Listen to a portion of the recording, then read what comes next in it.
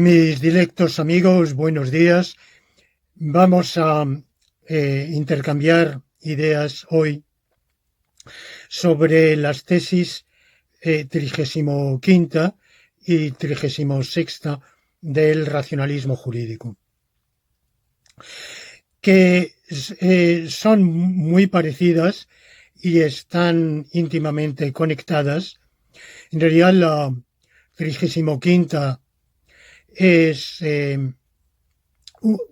igual que la 36ª, son principios que jurídicamente autorizan a los súbditos de un ordenamiento normativo a desobedecerlo en ciertas circunstancias e incluso a luchar por su destrucción y por su reemplazo por un ordenamiento conforme al objetivo consustancial del derecho, que es el bien común.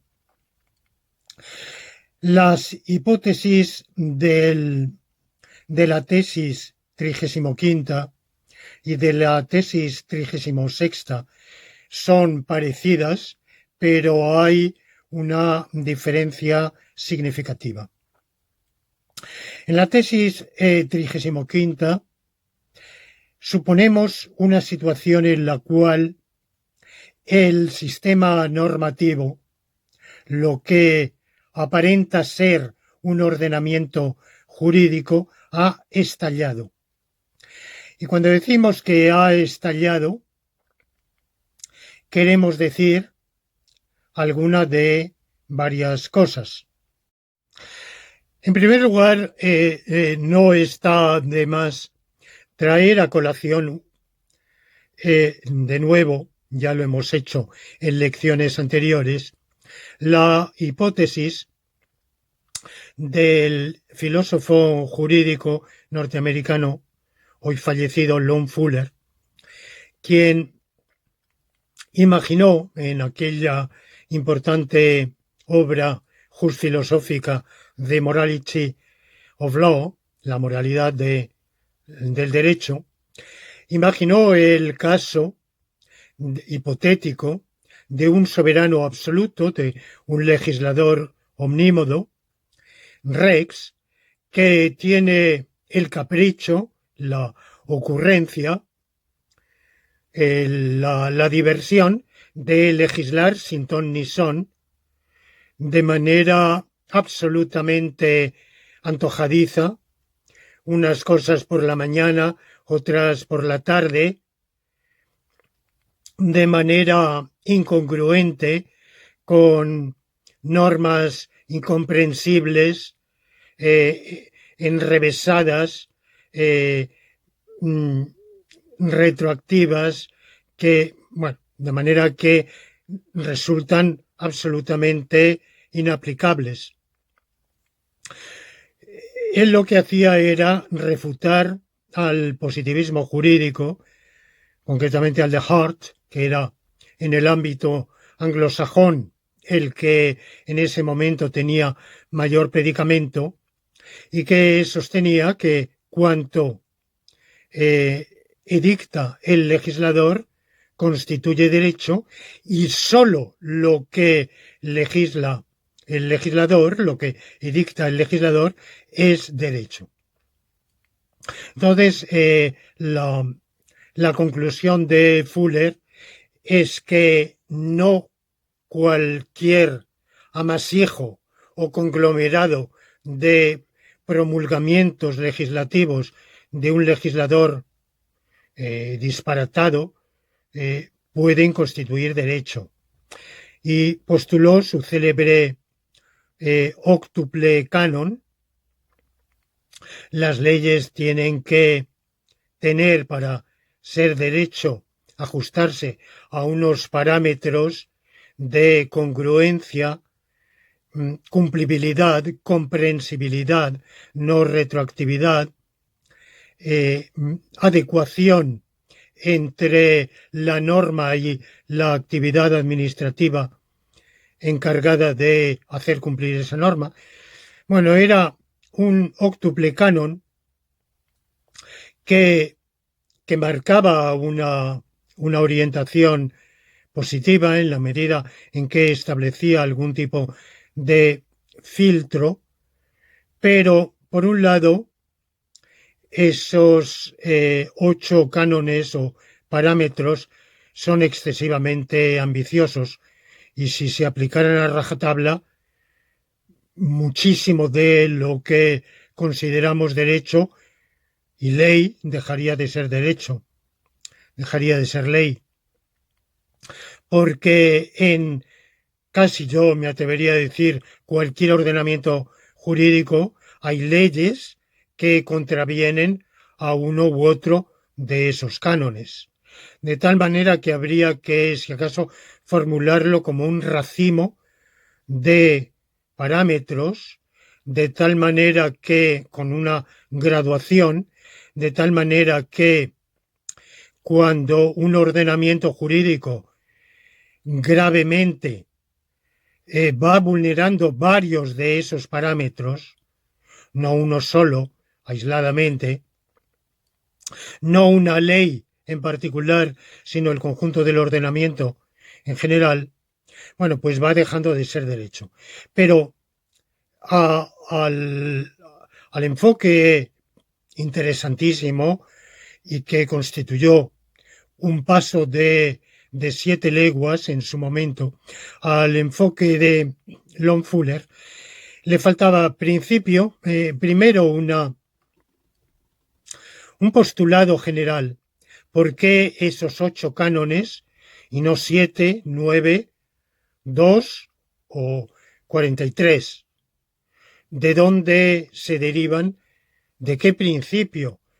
¿De qué postulado fundamental se derivan esos cánones? Y Fuller no fue inconsciente de ese problema y dijo: las normas tienen que servir para dirigir la praxis humana. Entonces, aunque yo en su obra no recuerdo una demostración de que todos esos 8 parámetros y sólo ellos son los necesarios para que la normativa dirija la praxis humana, pero sin duda es perfectamente argumentable que una normativa que se aparte, sobre todo grave y persistentemente, no en una pieza normativa aislada, sino en el conjunto de esos cánones, de alguno de esos cánones, una normativa así se ve con serias dificultades para orientarla o dirigir la praxis humana. Sin embargo, la pauta de dirigir la praxis humana no es suficiente, porque la praxis humana se puede dirigir para muchos fines.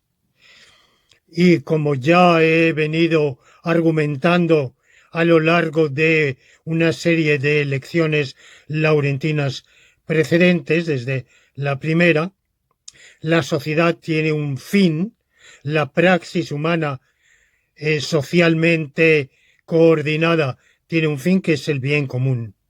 De tal manera que el fin del derecho no puede ser meramente guiar, orientar o dirigir la praxis humana para algún fin, sea el que fuere, sino para un fin determinado, que es el bien común de la sociedad.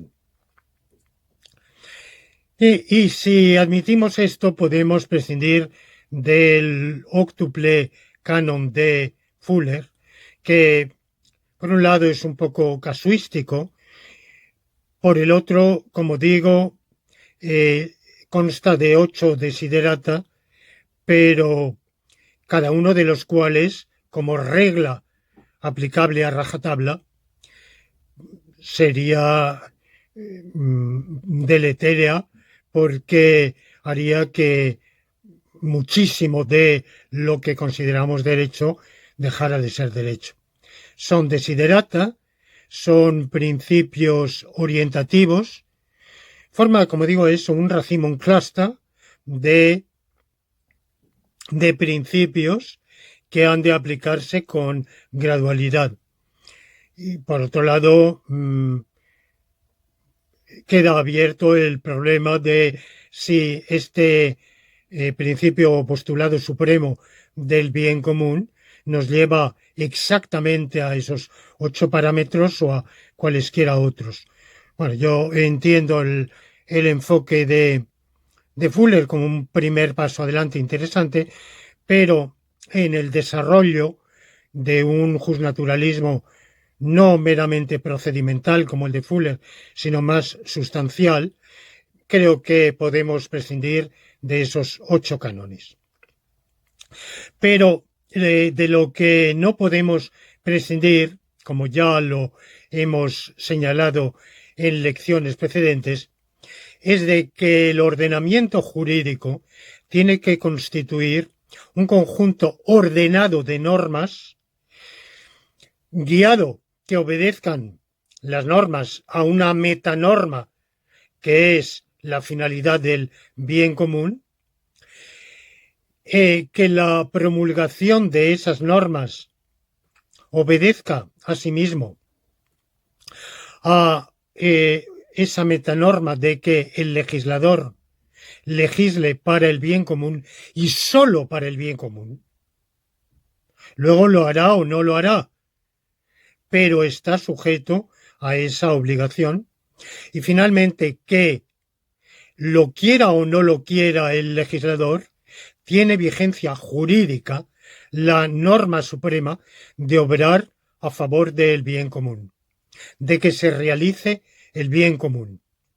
Que se realice el bien común a través, por un lado, de la propia acción legislativa o edictiva del legislador y, por otro lado, de la acción de los súbditos interpretando y cumpliendo las normas a las que están sujetos.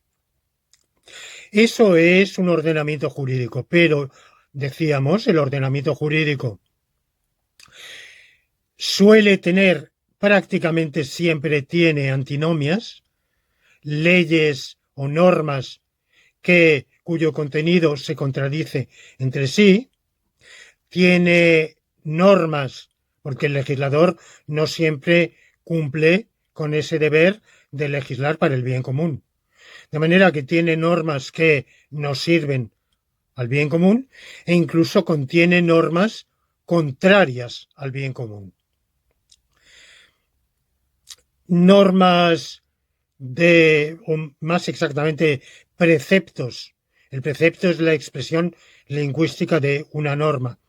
Preceptos de muy difícil interpretación. Si no fuera así, no habría millones de páginas, no se derramarían ríos de tinta en la dogmática jurídica para interpretar qué dice o qué no dice el artículo X de la Constitución, los artículos tal y cual del Código Civil, del Código Penal o del Tratado de la Unión Europea y así sucesivamente. De manera que ese canon fulleriano de comprensibilidad de la norma, que es más bien del precepto, bueno, pues es un desideratum, pero que no se da. Y claro, eso introduce un elemento de desorden. Cuanto más difícil sea de interpretar una norma, cuanto más, o un precepto, cuanto más sujeto esté a controversia entre los juristas y por tanto también entre los jueces, bueno, pues mayor incertidumbre hay y no cabe duda de que la certeza, la seguridad jurídica es uno de los valores del ordenamiento jurídico, porque es uno de los requerimientos del bien común. Para que haya bien común, hace falta que haya un bien compartido, si no, no es común. Ese bien compartido es que a la sociedad en su conjunto le vaya bien, lo cual acarrea un montón de facetas en las cuales no vamos a entrar aquí ahora, que ese bien de la sociedad beneficie a sus integrantes a salvo de los sacrificios necesarios, pero debidamente justificados y no arbitrarios. Esa participación de los individuos, de los integrantes de la sociedad, comporta dos facetas: la faceta de derechos de bienestar y la de derechos de libertad. Y uno de esos derechos es el derecho a la seguridad jurídica. Derecho a la seguridad jurídica, porque para que la sociedad humana se basa en un principio de confianza, por supuesto. La confianza difícilmente es nunca absoluta de 100%, ni siquiera entre los dos individuos que estén unidos por el máximo amor y por la máxima confianza mutua. Quizá ese desideratum de 100% de confianza no se da nunca, pero menos en la vida social. Sin embargo, tiene que haber si hubiera una desconfianza total, no haríamos absolutamente nada, evidentemente. No nos atreveríamos a salir a la calle, no nos atreveríamos a contestar a la puerta, a abrir la puerta a nadie, no nos atreveríamos a hacer ninguna actividad.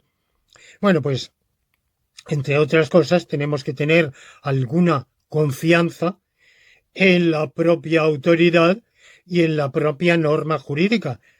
Pensar que sabemos qué es lo que exige de nosotros la norma jurídica, no saberlo con detalle, porque a la hora de tener que presentar anualmente una declaración de la renta, claro que tenemos dudas de exactamente qué es lo que nos exige el ordenamiento jurídico, y para ello nos auxiliamos de instrumentos como pueden ser el manual del contribuyente o la asesoría de la autoridad o los asesores de derecho tributario, o finalmente nuestra propia capacidad de razonamiento, pero de manera general esperamos poder saber qué es lo que exige de nosotros el ordenamiento jurídico. Y si hubiera un desconcierto absoluto, no en tal o cual punto, sino en general, pues evidentemente la sociedad no podría funcionar, habría un desorden. Los especialistas han distinguido entre seguridad jurídica objetiva y subjetiva. La subjetiva es la certeza, el hecho de que sepamos o creamos saber aproximadamente y con un margen mayor o menor qué es lo que exige de nosotros el ordenamiento jurídico. La seguridad objetiva es que el propio ordenamiento tenga fijado, no esté sujeto a indeterminación, sino que tenga fijado qué es lo que exige de nosotros. Y hay evidentemente una relación entre seguridad objetiva y seguridad subjetiva. Sin una relativa seguridad objetiva, cualquier seguridad subjetiva o certeza es puramente ilusoria, es una ilusión, es una ensoñación, pero por otro lado, de poco vale una seguridad objetiva si no puede traducirse en certeza subjetiva. Por ejemplo, para evitar el problema de las normas con supuestos fácticos graduales, hay quien ha postulado formular los supuestos de hecho de manera total y absolutamente precisa. Por ejemplo, en vez de decir el menor de edad, en caso de divorcio de sus padres, será consultado sobre su propia, en lo que concierne a su propia vida. Forzosamente el juez lo consultará siempre que tenga 12 años cumplidos y en cualquier caso en la medida de su capacidad de entender. Bueno, pero la capacidad de entender es una cuestión de grado, incluso de aspecto, pero dejando los aspectos, no cabe duda de que es una cuestión de grado y por eso la verdadera formulación de esa norma es que en aquella medida en la cual el menor ha alcanzado entendimiento, en esa medida está obligado el juez a consultarlo. La norma, desgraciadamente, no dice a tener en cuenta, solo a consultarlo. Yo pienso que ahí se ha quedado el legislador muy corto y pienso que la voluntad del menor debería ser vinculante o por lo menos vinculante, salvo que existan motivos decisivos en contra. Pero bueno, ese, como ustedes comprenden, es otro problema. Bueno, pues hay quien dice no. En vez de eso, hagamos un test, eso de la capacidad de inteligencia, pues hagamos un test, por ejemplo, un cociente intelectual o cualquier test determinado, y aquel que obtenga tal puntuación, 87% o 69%, lo que se establezca, ese será consultado.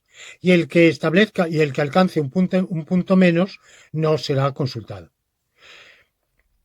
Bueno, el problema es si los preceptos se redactaran siempre así, evidentemente habría una seguridad objetiva mayor, pero al precio de una incerteza total, porque de antemano nadie sabe qué es lo que va a salir. Y por el otro lado, la determinación misma del cociente intelectual o cualquier otro que se establezca va a depender, evidentemente, del estado de la ciencia, en este caso probablemente de las ciencias cognitivas, en un momento dado, porque no se va el legislador a comprometer para siempre al cociente establecido por la comunidad o por el consenso de los científicos cognitivos en el año 2004, porque posiblemente en el 2020 se ha avanzado y se elaboran otros cocientes. De manera que esa seguridad objetiva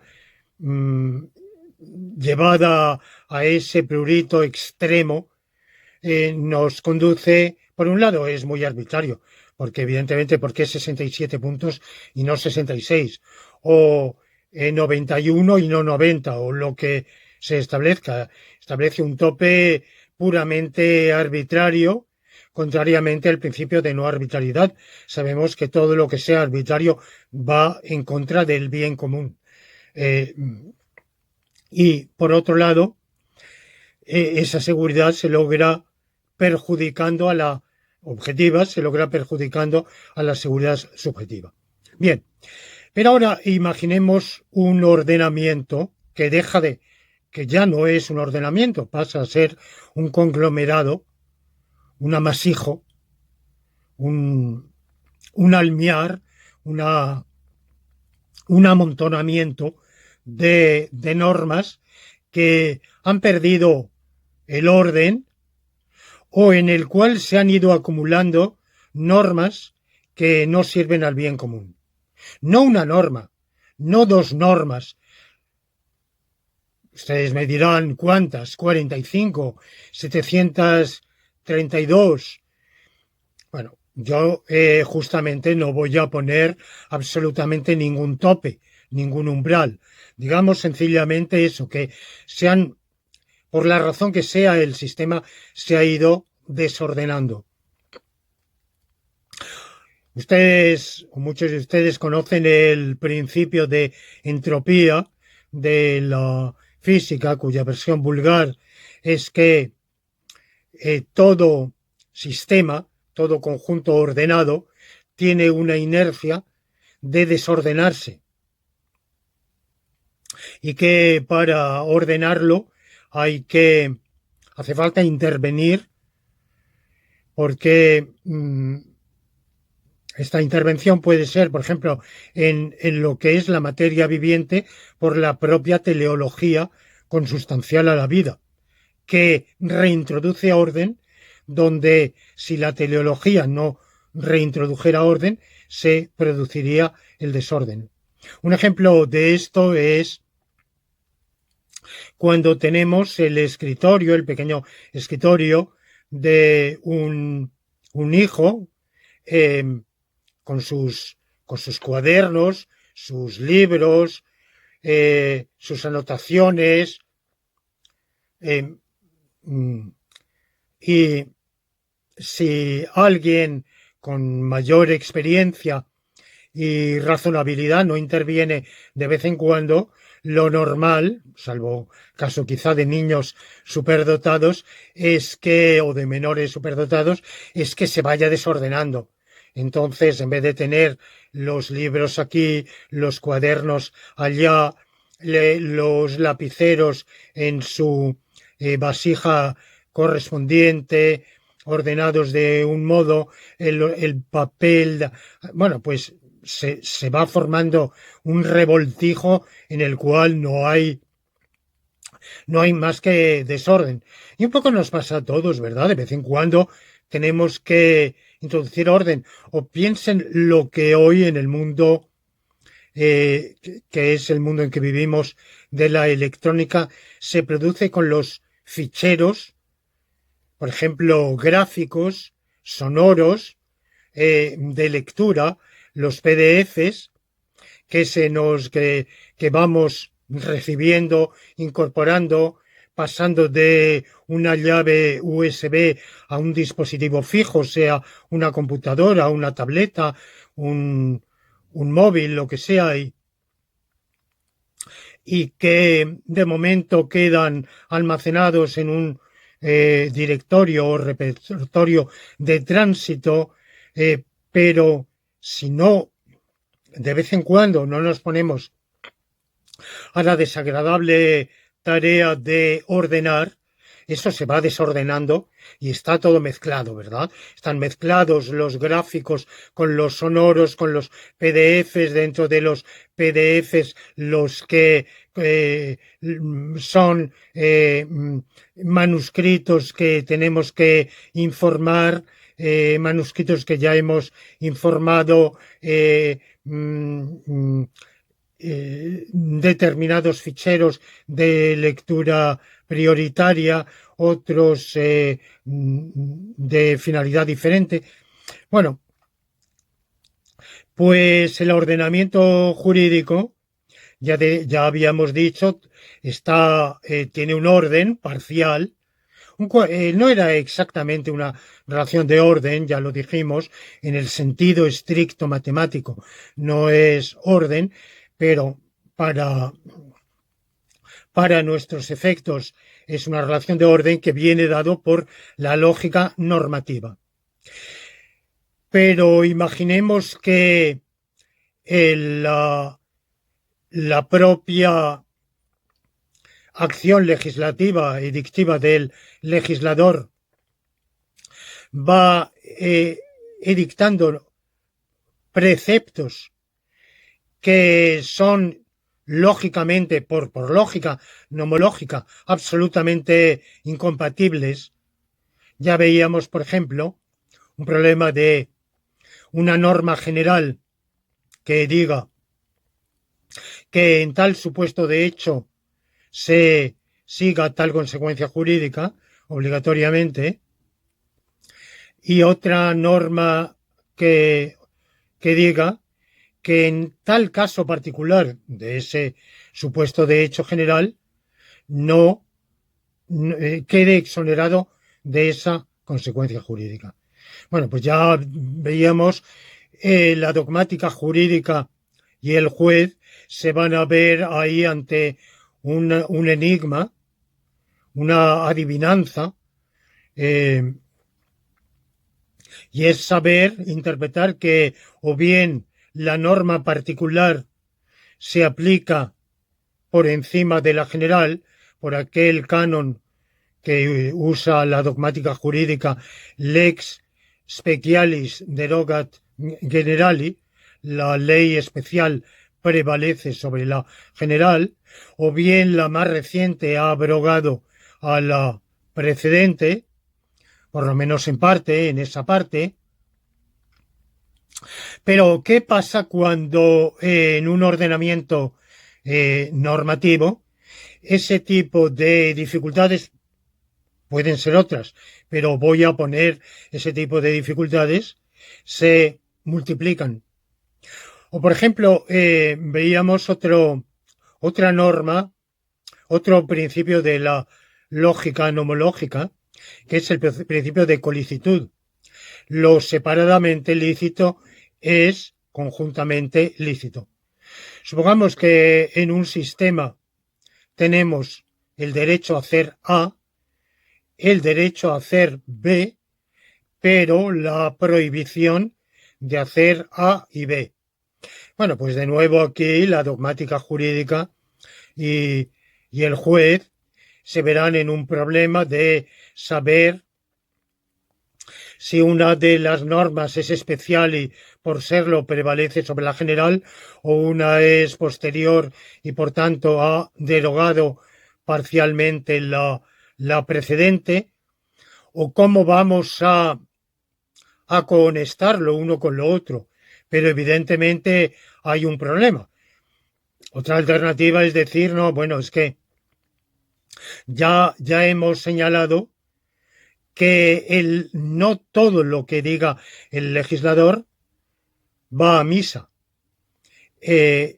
Habíamos dicho, es condición suficiente, pero no necesaria para la validez de una norma que la haya promulgado válidamente el legislador. ¿Y qué quiere decir válidamente? Bueno, pues primero que lo haga, que sea la autoridad competente, revestida válidamente de la potestad legislativa. Segundo, que lo haga en el ejercicio de sus funciones. Tercero, que lo haga con las solemnidades, con las formalidades que requiera el propio ordenamiento jurídico, aunque solo sea para que los súbditos, los destinatarios, se percaten de que el legislador actúa con libertad, no bajo coacción, en el libre y consciente ejercicio de sus capacidades, no, por ejemplo, en un estado de perturbación.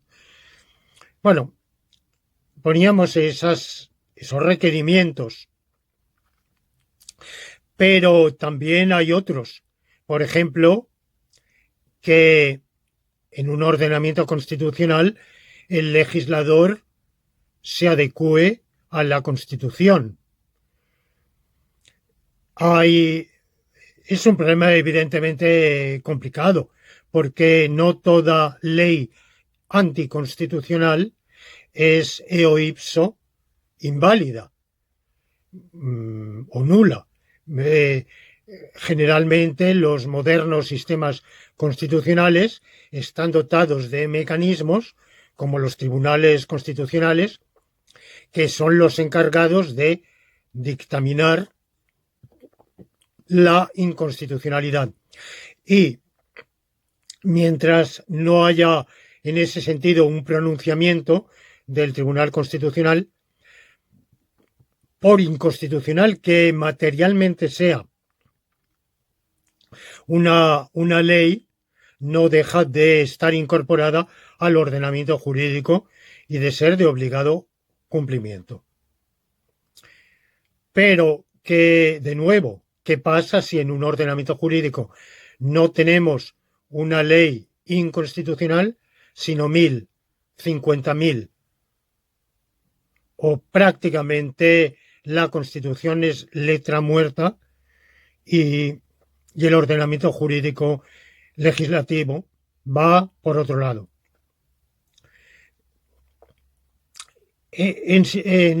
Cuando se van produciendo, es un caso extremo el que estoy imaginando, claro está, cuando están produciéndose situaciones así, pues evidentemente la lógica jurídica, la lógica nomológica, va siendo inaplicable a ese conglomerado.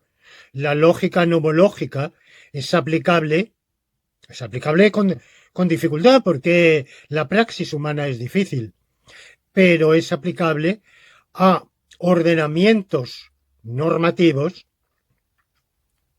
en los cuales reine un cierto orden relativamente ordenados por esa lógica nomológica, que se atengan a ella aproximadamente, aunque sea con dificultades, aunque sea pues con ese margen discrecional que van a tener los juristas para interpretar y los jueces para establecer jurisprudencia, pero con esos márgenes tengamos un ordenamiento que más o menos se ajusta a ese principio de ordenamiento. Lo mismo, volviendo a este principio de colicitud, decía, yo sé perfectamente que el principio de colicitud nos lleva a que dos conductas separadamente lícitas han de ser en esa medida conjuntamente lícitas. Por ejemplo, si Matías tiene derecho a realizar tal acción e Ignacio tiene derecho a realizar tal otra acción, pues entonces es lícito que Matías la realice e Ignacio la realice. Si no, es que la licitud es condicional. Solo tiene Matías el derecho a realizar la primera acción en la medida en que se abstenga Ignacio de realizar la segunda, o viceversa. Bueno, pero imaginemos un sistema en el cual que esté plagado de preceptos que digan que A es lícito, B es lícito, pero A y B está prohibido. No uno, no dos casos, no 50, miles. Bueno, pues ustedes se dan cuenta de que por ingeniosa que sea la dogmática jurídica, por afanosos que sean los estudiosos del derecho, los profesores de las facultades jurídicas, los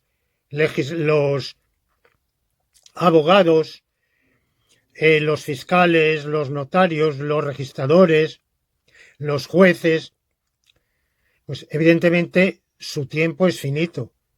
Y ante un sistema así, que ya no está dejando de ser sistema, es un mero amontonamiento desordenado y por tanto asistemático. Bueno, pues eso se va haciendo en la medida, es cuestión de grado, en la medida en que nos vamos acercando a situaciones así, eso deja de ser un sistema normativo y y a mayor abundamiento deja de ser un sistema jurídico. Y lo mismo si vamos teniendo normas que no son beneficiosas para el bien común. No soy tan idealista ni tan ingenuo que crea que el legislador legisla siempre para el bien común, ni muchísimo menos. En realidad, como yo vengo en mi lejana juventud, fui muy hegeliano, pues tengo en mi formación, en mi ADN intelectual, como ahora se dice, tengo el principio hegeliano de la astucia de la razón. Hegel decía que el hombre histórico o el político actúa por egoísmo, por su propio interés.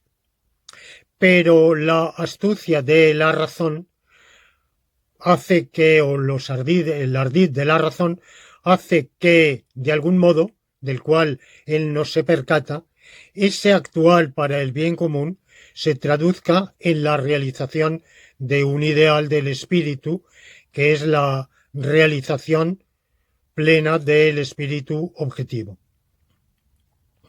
Una idea que no sé en qué medida, pero yo sospecho, siempre he sospechado que en alguna medida estaba inspirada en la célebre mano invisible de Adam Smith.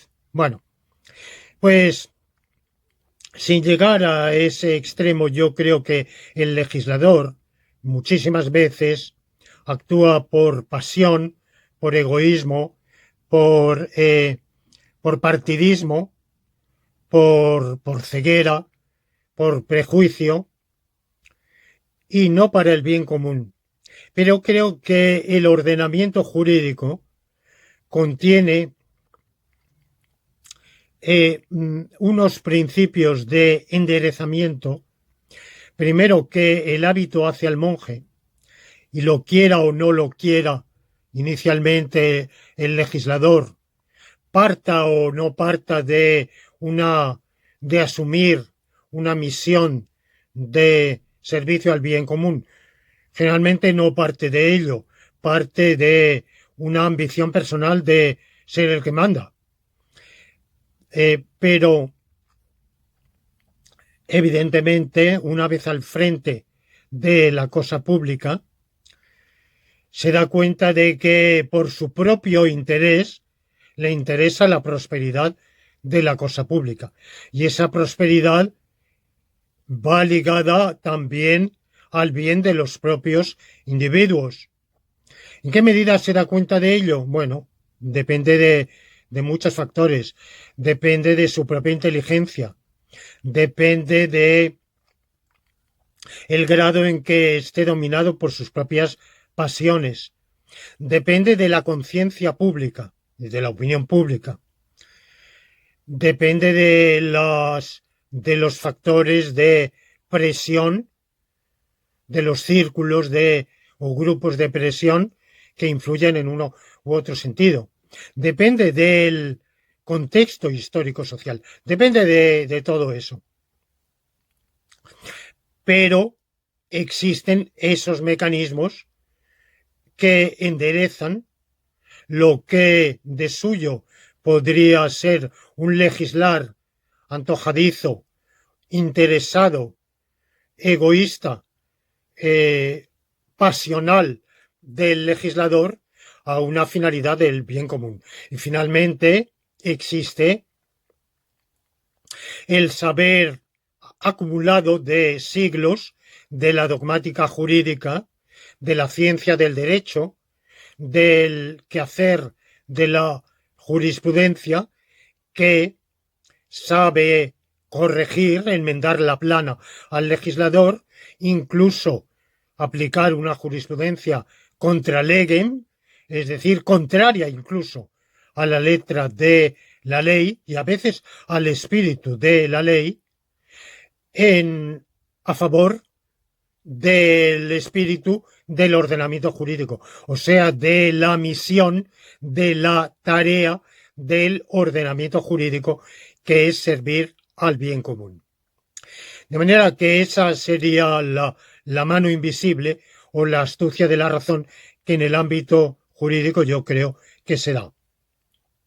Se da a través de esos mecanismos de que el legislador, una vez aposentado en su potestad legislativa, se percata en mayor o menor medida de esa tarea y a veces la va asumiendo deliberadamente.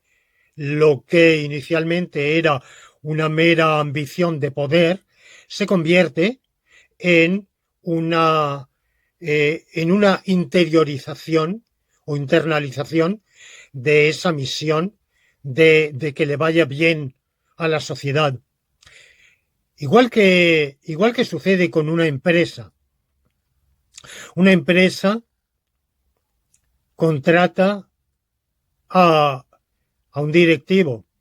El directivo puede ser uno de los grandes, una empresa. Estoy pensando en una sociedad por acciones o en cualquier tipo de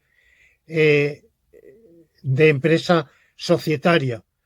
Una sociedad en comandita, una sociedad, una cooperativa, lo que ustedes quieran. Una sociedad limitada, una sociedad anónima. Bueno, muchas veces los directivos son grandes accionistas, ¿verdad? O miembros de la cooperativa. Pero no siempre. Otras veces el director general o el director de personal, el jefe de personal o cualquier otro cargo son contratados. Y evidentemente lo que ellos buscan inicialmente es su propio bien. Aceptan el contrato porque van a percibir una altísima remuneración o no tan alta, claro, eso depende de la envergadura de la empresa, pero vamos, una remuneración que es satisfactoria y en determinados casos además bonos adicionales según los resultados. Y bueno, pues por su propio interés aceptan eso. Ahora bien, hay casos en los cuales el director se convierte en un parásito de la empresa que dirige. Casos de conflicto de intereses. En España ha habido algún caso célebre que ha acabado encarcelado de individuo que, puesto al frente de una empresa, pero que por conflicto de intereses ha dirigido la empresa en perjuicio, una empresa bancaria, por ejemplo, en perjuicio de la propia empresa y en beneficio propio o de empresas personales suyas o de allegados suyos. Bueno, esos conflictos de intereses se dan casos de corrupción dentro del propio mundo empresarial, evidentemente. Pero lo más normal es que el directivo de una empresa asuma como finalidad suya el bien del directivo de una sociedad limitada o anónima, la que sea, el beneficio de esa sociedad. Y por tanto tienda a dirigirla para aumentar sus beneficios y disminuir sus pérdidas o sus gastos. Y a veces, muchas veces llama la atención, por ejemplo, que un director, un jefe de personal escatime el dinero y regatee en las conversaciones a la hora de llegar a un convenio colectivo de empresa, regatee con los representantes del personal sobre los salarios y a veces se dice, bueno, parece que sea su dinero. No, claro que no es su dinero. Está siendo tacaño, pero porque mm, su propio asume el bien de la empresa como bien propio. Entre otras cosas porque sabe que percibe una remuneración suficientemente alta y sabe que las ganancias de la empresa redundan en que por lo menos se mantenga, quizás se incremente esa remuneración, y lo mismo cualquier otro directivo. Es por el egoísmo se acaba trocando en gobernar la empresa para el bien común de la empresa, para el bien de la empresa, para el bien de esa sociedad anónima. Bueno, y en el caso de la sociedad en general tenemos exactamente lo mismo. Y por tanto, el gobernante parásito que se da, pero hay en el ordenamiento político, yo diría, en la propia praxis política, hay un mecanismo eh, como el de un reloj que contrarresta el egoísmo parasitario y lo transforma en un egoísmo del bien común, en un egoísmo encaminado al bien común. Bien, esto es así en mayor o en menor medida. Evidentemente, estoy presentando un caso idealizado. Los casos reales distan de esa idealización. Eso se realiza más en unos casos, se realiza menos en otros casos, pero hay alguna tendencia a que se realice. Bueno, pues ahora pensemos en ordenamientos en los cuales van quebrando esos mecanismos. O sea, vamos a pensar en una normativa jurídica en el cual el legislador parasitario va actuando de esa manera parasitaria en mayor medida y los mecanismos correctivos van dejando de funcionar. O, como decía antes, se van acumulando normas que son incompatibles por lógica nomológica. Evidentemente, en cualquiera de esos casos lo que tenemos es un ordenamiento en el cual van eh, acumulándose las normas que no favorecen al bien común, que no sirven al bien común. Y llega el momento en que eso es prevalente dentro del ordenamiento, o por lo menos, aunque no sea prevalente en buena medida esa normativa, a la cual yo ya no me atrevo a llamar ordenamiento, ante esa proliferación de normas que no sirven al bien común, pues la propia normativa no sirve al bien común. Cuando eso sucede, entonces cesa la obligación jurídica de obedecer a la normativa, obedecer al derecho, porque este ya no es derecho, por esa razón. Esto yo sé que es cuestión de grado, estoy planteándolo como si fuera una frontera que estuviera ahí dibujada, y cuando se salta la frontera, entonces deja de ser jurídicamente obligatorio obedecer. Bueno, primero quiero aclarar que no es así.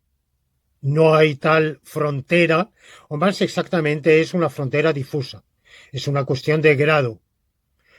Por tanto, la justificación de desobedecer el derecho es una jurídicamente es una justificación que se puede dar en un pequeño grado, en un grado relativamente intermedio o en un grado elevadísimo, según. En segundo lugar, quiero aclarar que hablo de el derecho jurídico a desobedecer a la normativa vigente. Derecho jurídico o licitud jurídica. No hablo de, por tanto, de si es jurídicamente lícito desobedecer a la ley, a las leyes. No hablo de licitud moral. ¿Por qué? Porque ese terreno cae fuera de mi reflexión. Hay quien piensa que hay deberes de conciencia que llevan moralmente, justifican desobedecer la ley. Eso puede, según qué moral, según qué teoría ética profese uno, eso puede ser así y puede no ser así. Yo estas lecciones las he circunscrito al ámbito de la filosofía jurídica y como las he circunscrito al ámbito de la filosofía jurídica, no quiero entrar en ese terreno del derecho moral o la falta de derecho moral a desobedecer la ley. Es un terreno, pero sí creo que hay un derecho jurídico de desobedecer la ley, por tanto, de la desobediencia al derecho, cuando ese derecho está dejando de ser derecho.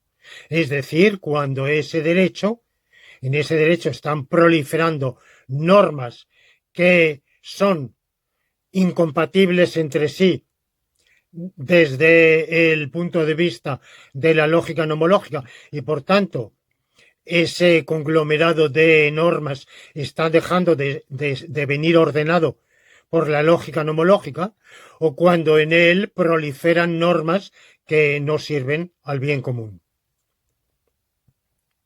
En eso, en cualquiera de los dos supuestos que son similares, porque también en el primer supuesto tenemos normas que no pueden servir a la finalidad del bien común.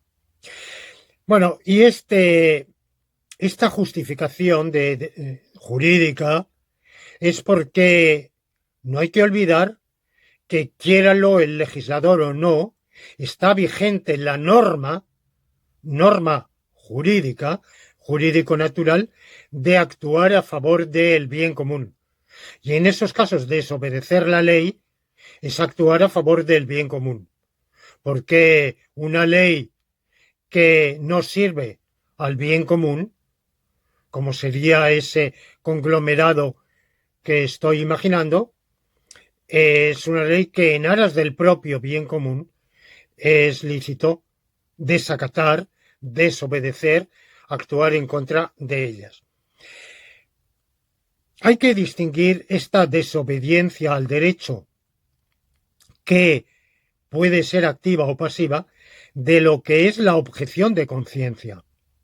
La objeción de conciencia, que en ordenamientos constitucionales como el español actual está reconocida, aunque lamentablemente no está desarrollada en una ley orgánica reguladora del ejercicio de la libertad de conciencia, aunque el Tribunal Constitucional en jurisprudencia zigzagueante, sinuosa, ha reconocido, pero el propio Tribunal Constitucional de manera inconsecuente, la objeción de conciencia autoriza a ciertas desobediencias a determinadas leyes en particular o a una determinada ley en particular, pero es una desobediencia que tiene que ajustarse a unos parámetros muy determinados. Primero, tiene que ser por omisión y no por acción. Tiene que ser una conducta pasiva y jamás activa. En segundo lugar, tiene que venir impuesta por un deber de conciencia. Ese deber de conciencia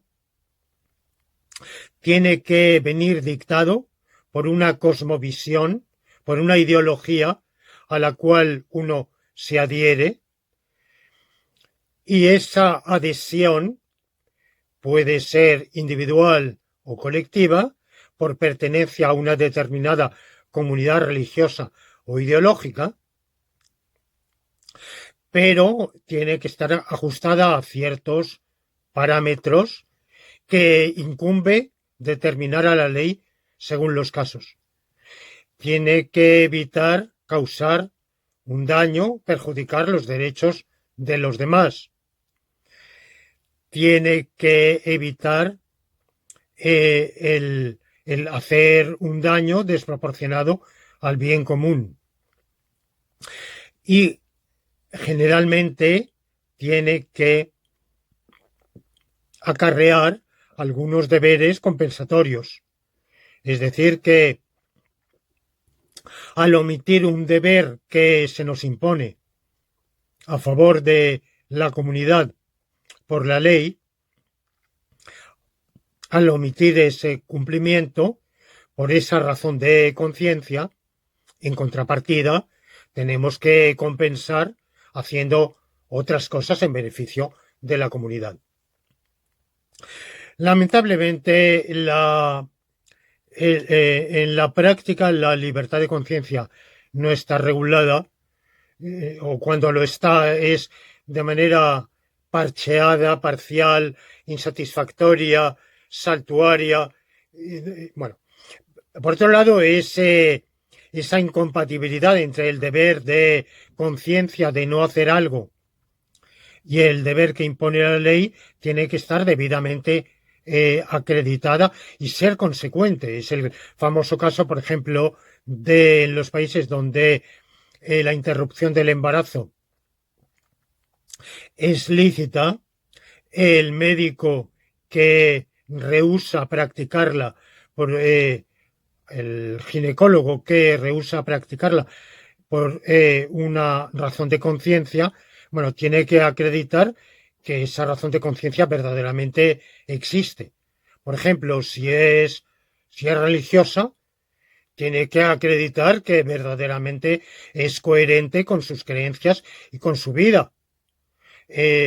Bueno, si es por otra ideología no religiosa, perfectamente lícita, también tiene que acreditarlo. No lo acredita si, por ejemplo, rehúsa practicarla en un tipo de centros de salud, pero la practica en otros donde percibe una mayor remuneración. Es un caso flagrante de hipocresía y no está justificada tal objeción de conciencia. De manera que la objeción de conciencia, que es un corolario de la libertad de conciencia, es una cosa. La desobediencia al derecho, que es no a una ley particular en concreto, no a una acción particular en concreto que nos exija la ley, sino al ordenamiento, y que puede manifestarse por acción lo mismo que por omisión. Bueno, esa desobediencia requiere un supuesto, que es que ese ordenamiento jurídico esté dejando de ser tal ordenamiento jurídico y esté convirtiéndose en un conglomerado de normas, muchas de las cuales, o bastantes de las cuales, no sirven al bien común, o que está dejando de venir ordenado, de formar un todo ordenado por la lógica nomológica. Y esta es la tesis 35ª. Y ahora damos un paso más y llegamos al supuesto de hecho de la tesis 36ª. Imaginemos un conjunto de normas, una normativa en su conjunto, que no solo nos sirve al bien común, no solo está desordenada o o va siendo cada vez más difícil mantenerla ordenada por la aplicación de la lógica nomológica, sino que la normativa va siendo deletérea para el bien común, va siendo perjudicial para el bien común. No solo hay un estallido de la normativa, que era el supuesto de la tesis 35ª, sino que lo que tenemos es un amontonamiento, una acumulación de normas perjudiciales o la normativa en conjunto se va haciendo perjudicial para el bien común, lo cual también es asunto de grado, porque puede ser algo perjudicial o gravemente perjudicial. Cuando eso sucede, ya pasamos de la licitud jurídica de desobedecer al derecho, que puede ser una licitud ejercible por individuos, por colectivos, a algo muy diferente, que es la licitud de la insurrección armada para derribar a las autoridades que imponen esa normativa contraria al bien común y reemplazarla y reemplazar esas autoridades por otras que tengan como misión, como tarea, establecer un ordenamiento en el cual se legisle para el bien común. Ese derecho a la revolución es un derecho jurídico que viene dado por el propio derecho natural.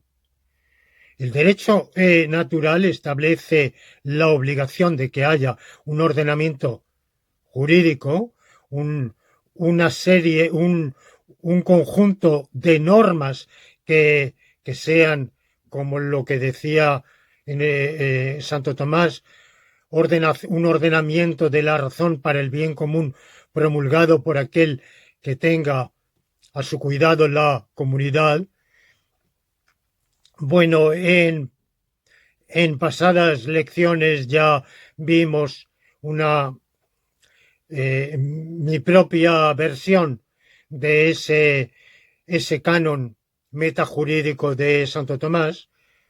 Yo decía, más bien es donde Santo Tomás pone una conjunción copulativa, yo pongo una disyunción, pero en todo caso la exigencia viene dada por el requerimiento del bien común.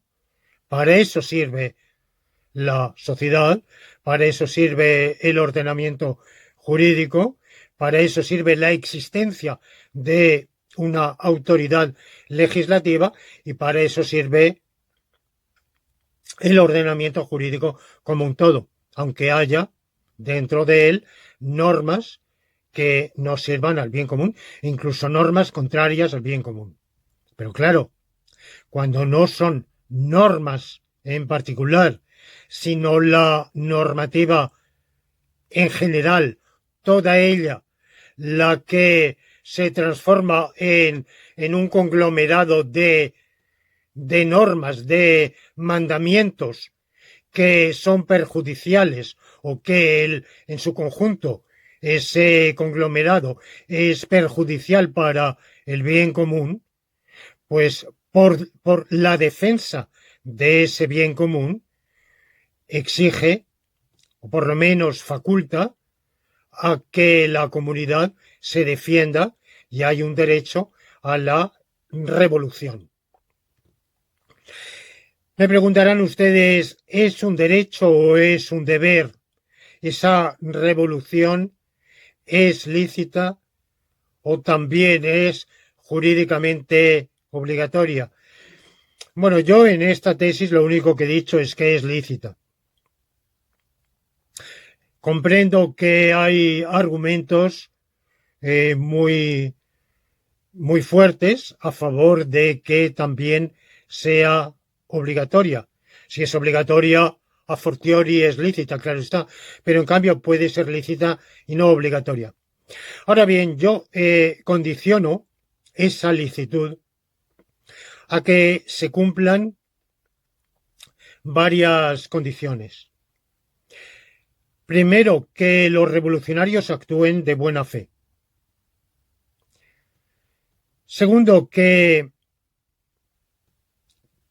ese daño al bien común del conglomerado de normas que se ha ido produciendo sea demostrable, sea claro. No digo que sea absolutamente incontrovertible, pero por lo menos tan extremadamente palmario y visible que haga falta un grado de obcecación para no verlo. Tiene que venir ampliamente reconocido por la propia comunidad, porque el derecho a la revolución es un derecho de la comunidad, no del individuo. Evidentemente, la comunidad no se va a mover si alguien no empieza a moverse, si no hay una vanguardia que inicia ese movimiento insurreccional. Pero quien tiene que llevar a cabo la insurrección es la propia comunidad, es el propio pueblo, es el pueblo el titular de ese derecho de insurrección. Claro está, si el propio pueblo no está convencido de que la normativa bajo la cual vive es una normativa perjudicial para el bien común, entonces quien cree verlo puede lícitamente tratar de convencer a los demás de que es así, pero no tiene ningún derecho a iniciar un movimiento insurreccional. Por tanto, el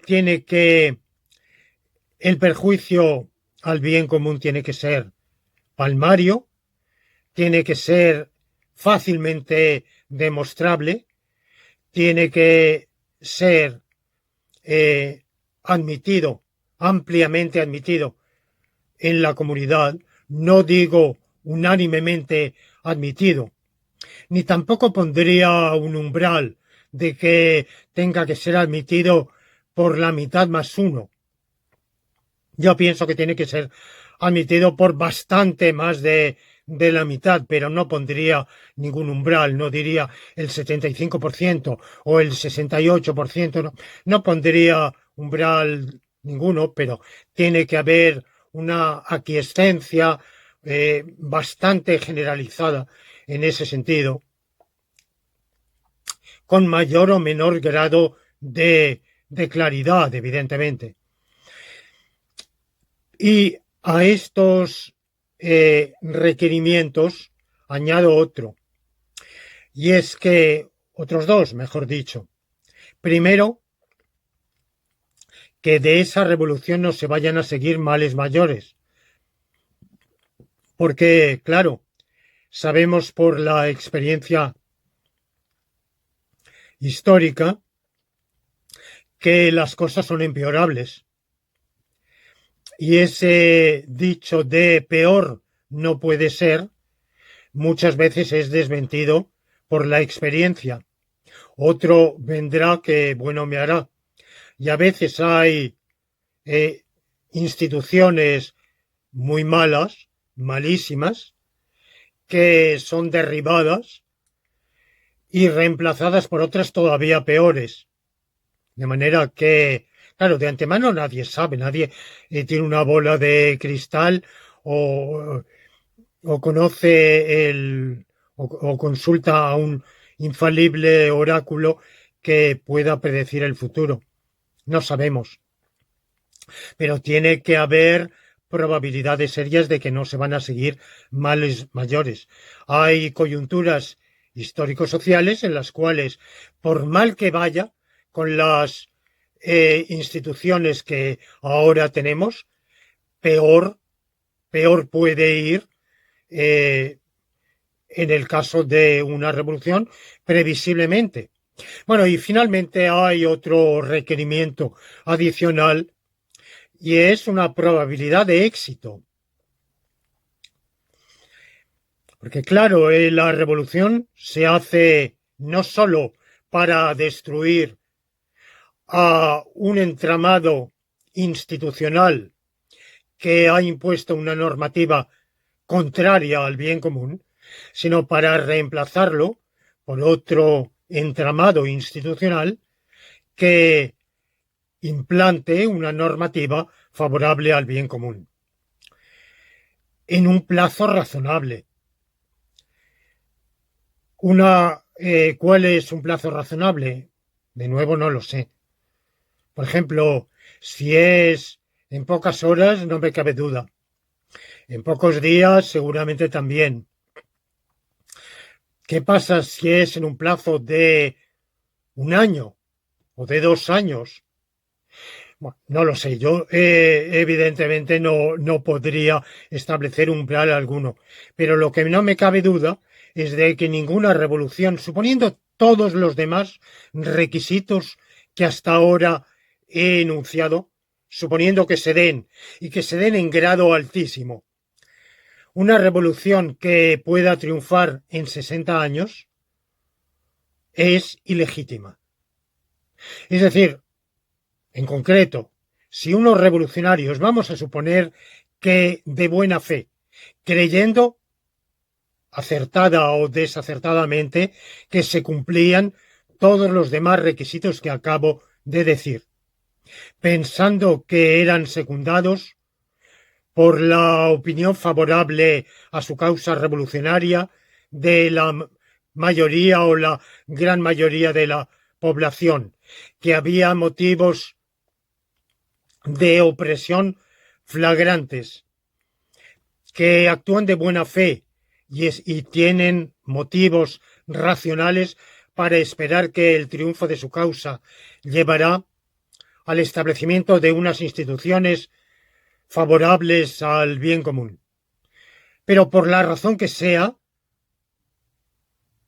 sus predicciones no se cumplen y pasan años, decenios, y siguen empantanados. Bueno, esa revolución es ilegítima, es totalmente ilegítima. Evidentemente uno entiende perfectamente que esos revolucionarios se ven ante una situación muchas veces trágica, de que a veces continúan su lucha revolucionaria por preservar su propia vida. Este problema ya lo abordó Hobbes en el Leviatán. Y esta obra que cualquier persona interesada en filosofía jurídica debería leer, eh, porque es una de las obras maestras de la filosofía jurídica y política de todos los tiempos.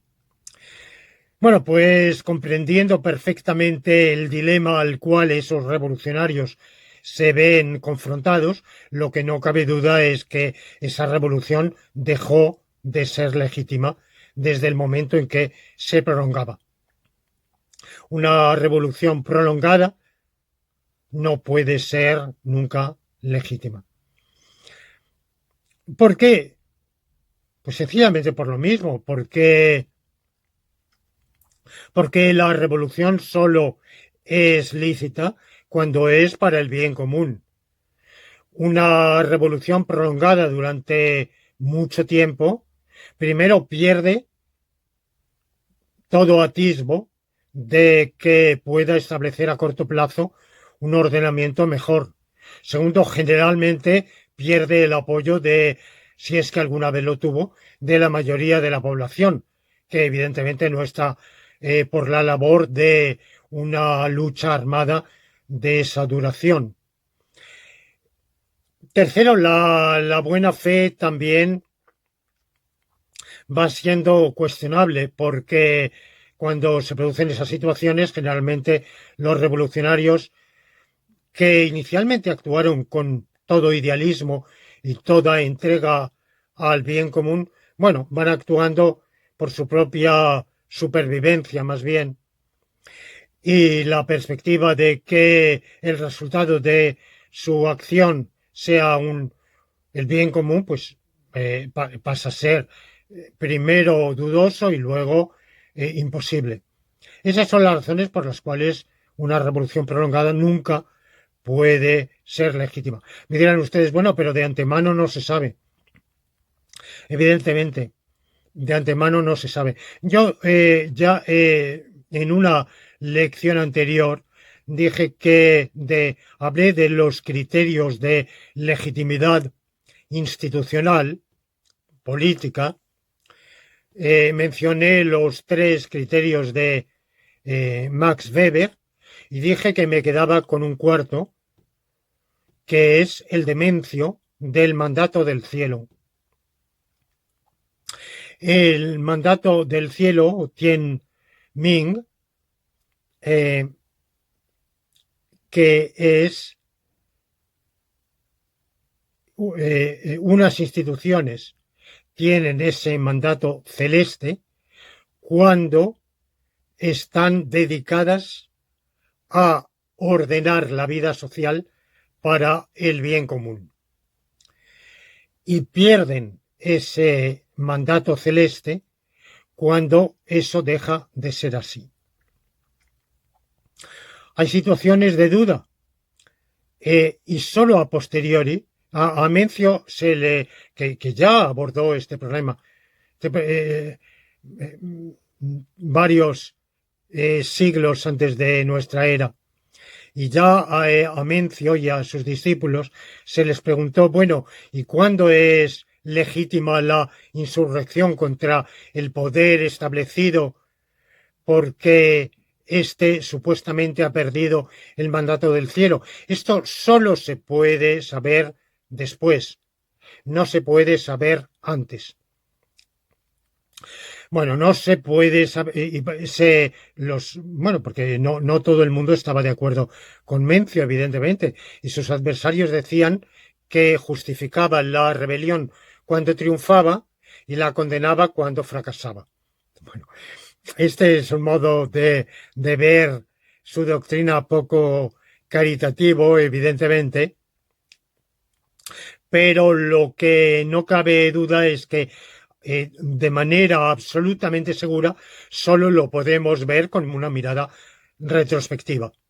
Sin embargo, eso no quiere decir que no haya una mirada proyectiva que con los márgenes de incertidumbre humanos no pueda prever, como digo, dentro de un margen de incertidumbre que todas nuestras previsiones tienen que afrontar, pueda prever que va a suceder. Y por tanto, la rebelión, la revolución, es legítima. Tesis 36 del racionalismo jurídico, cuando el conglomerado de normas es dañino y perjudicial para el bien común, cuando esto es palmario, no es una estimación, una particular mirada de personas e individuos o grupos particularmente inteligentes o perspicaces que se percatan de ello, sino que esa contrariedad al bien común de la normativa es evidente. Cuando la masa de la población, o por lo menos un porcentaje elevado de la misma, se da cuenta de ello, es consciente de ello, por tanto, la rebelión puede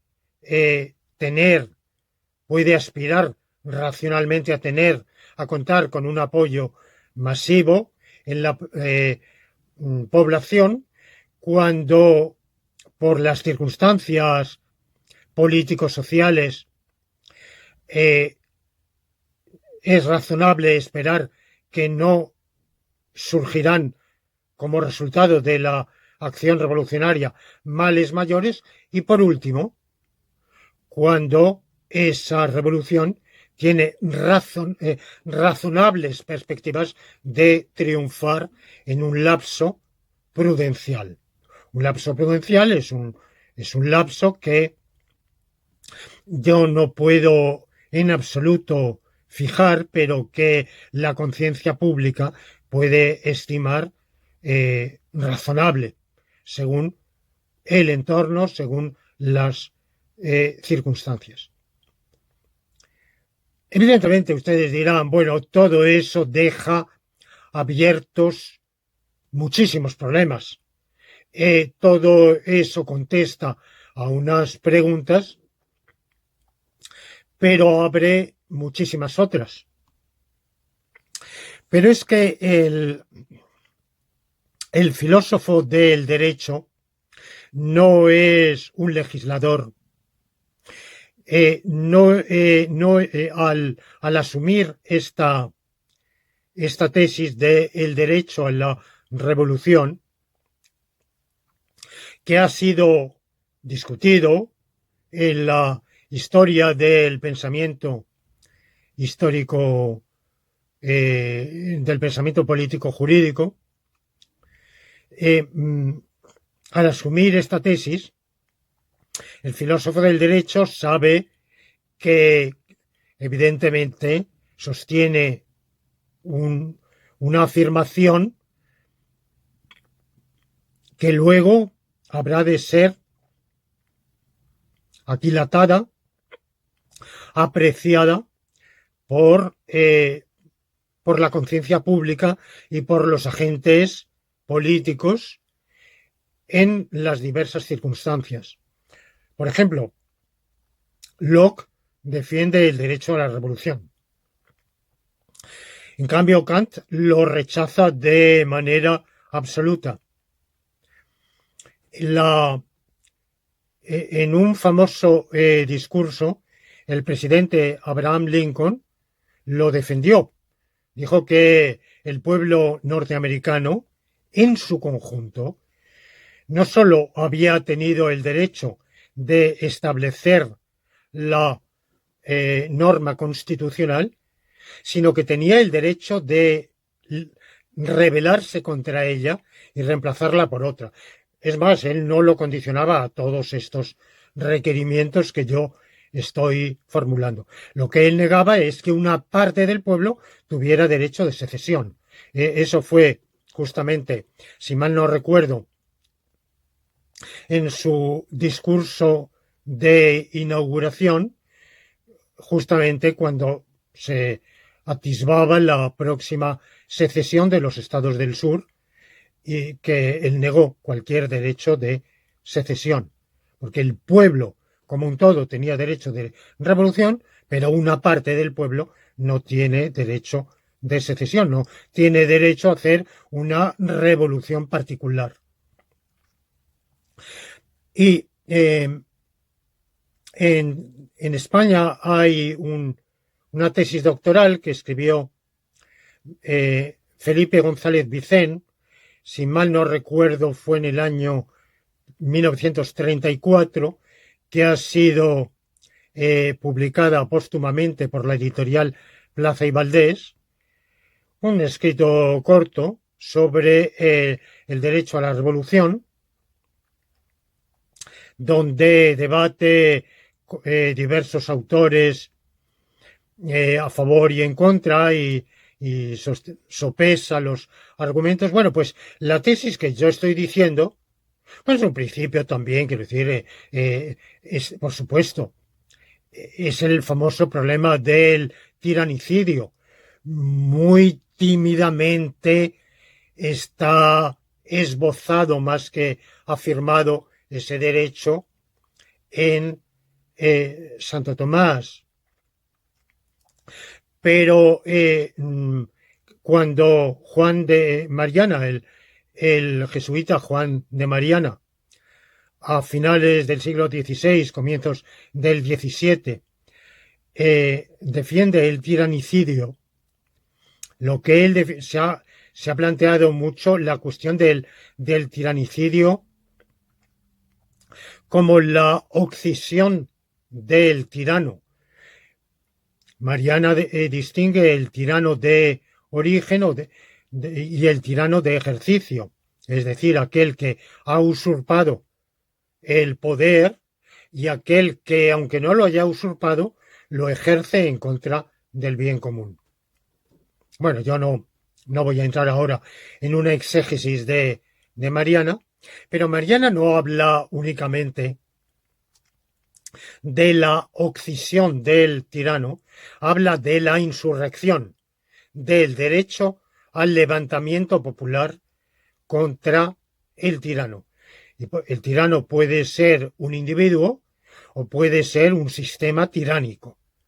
Bueno, pues ese derecho al levantamiento popular contra un sistema tiránico es lo que yo defiendo, siguiendo a Juan de Mariana, un problema debatido en la filosofía del derecho española del siglo de oro, pero el máximo exponente de ese derecho a la revolución es el padre Mariana, y yo lo defiendo, pero lo defiendo sometiéndolo a esos requerimientos que he formulado.